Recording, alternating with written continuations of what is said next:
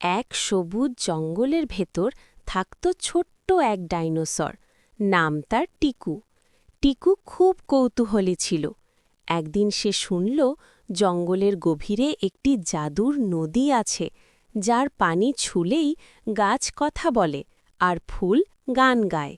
কৌতূহল সামলাতে না পেরে টিকু নদী খুঁজতে বের হল।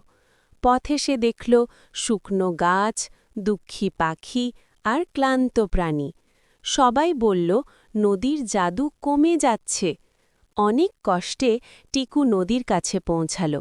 নদীর পানি তখন আর আগের মতো ঝলমলে নয়। টিকু সাহস করে নদীতে পা রাখতেই পানি আলোয় ভরে উঠল।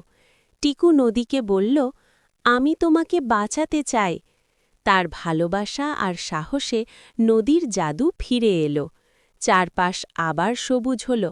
সবাই খুশি। হাই, আমার চ্যানেলে সাবস্ক্রাইব নাই? তাও সাবস্ক্রাইব বাটনে ক্লিক করো, এবার লাইক বাটনে ক্লিক করো। ধন্যবাদ।